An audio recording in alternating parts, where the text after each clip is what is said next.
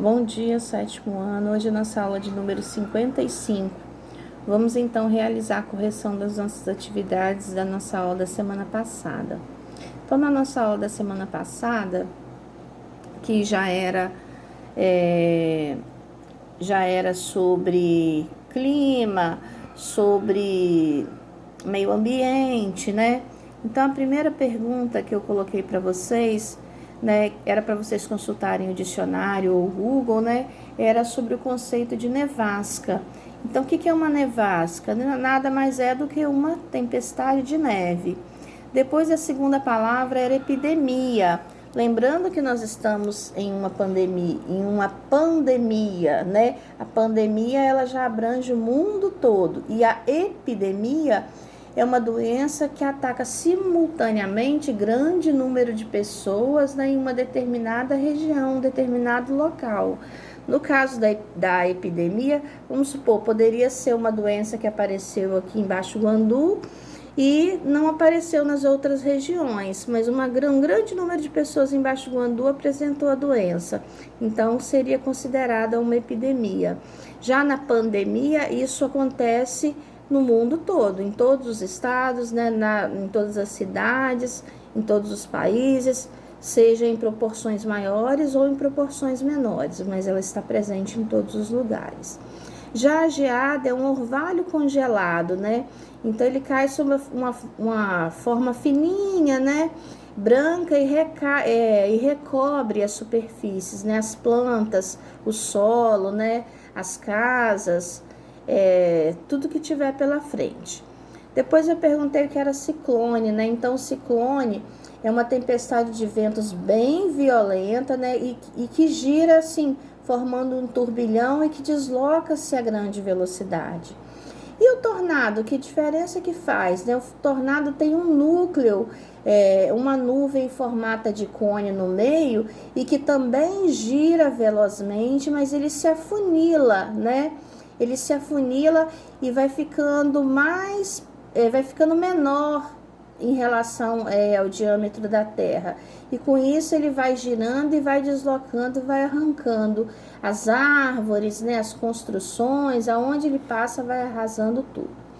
O furacão, ele também parece com um ciclone, também é uma ventania, né, uma tempestade grande, e que também se caracteriza por ventos que chegam a alcançar até 300 km por hora.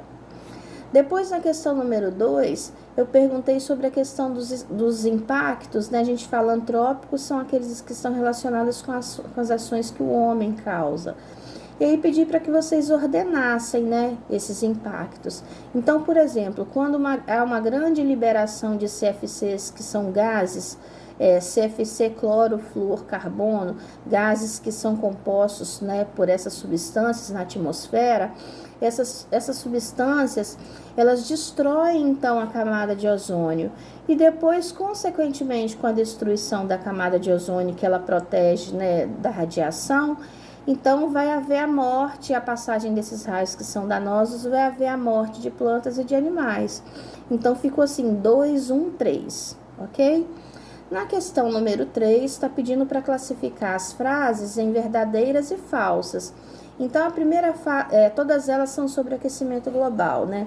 A primeira delas diz o seguinte, ó, o aquecimento global causa o aumento do nível do mar devido ao derretimento dos icebergs. Consequentemente, com o passar do tempo e a Terra for aquecendo, os icebergs vão derreter, né? E isso também vai influenciar no aumento do nível do mar. Depois, o aquecimento global causa o aumento do nível do mar devido ao derretimento das geleiras continentais. Verdadeiro, né? E por último, o aquecimento global não provoca alterações nenhuma no nível do mar, o que é mentiroso, né? Se o gelo derrete, se a gente coloca dentro de um copo uma quantidade de água e uma quantidade de gelo, com o passar do tempo o gelo derrete e aumenta, né, o volume de água dentro daquele copo. E assim é que acontece na natureza com o derretimento das calotas polares, dos icebergs, né, da parte que estava gelada. Depois, na questão número 4, eu perguntei sobre uma doença, né, que está relacionada também com questão de impactos ambientais e com a forma com que as pessoas vivem. E a doença é a cólera, né? E eu pedi para que vocês falassem qual é o nome do micro-organismo. Então, a cólera é causada por uma bactéria, que é o Vibrio cholerae, né? Depois, qual é a forma de transmissão? Então, está relacionado com o consumo de água e de alimentos que foram contaminados por esse bacilo, né? Então, essa doença está relacionada principalmente com o saneamento básico, né? Por isso que tem a ver com o assunto que nós estamos estudando. Depois,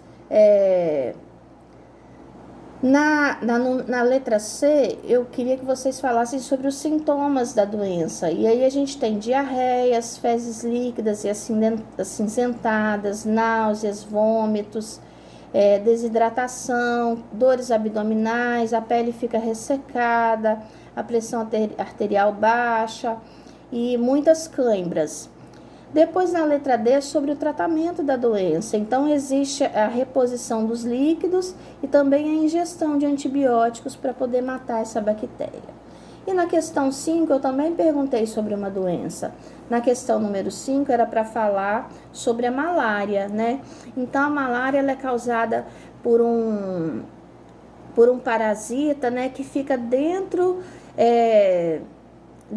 do intestino do mosquito. Então, o mosquito vem, pica a pessoa e transmite a doença. Depois, na letra A, eu perguntei sobre a transmissão da doença. Então, é através da picada da fêmea do mosquito Anopheles, claro que se ela estiver contaminada, né?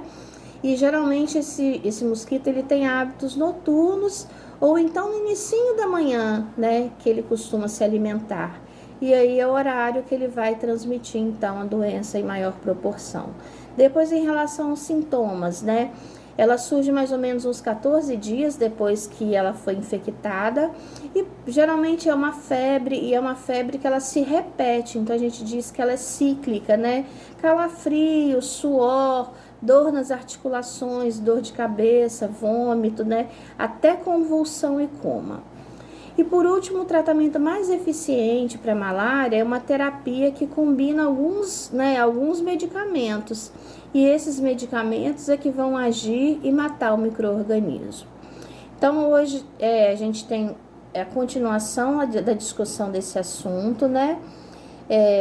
Qualquer dúvida eu estou aqui, vocês podem me chamar. Fiquem com Deus, né? Um bom dia para vocês.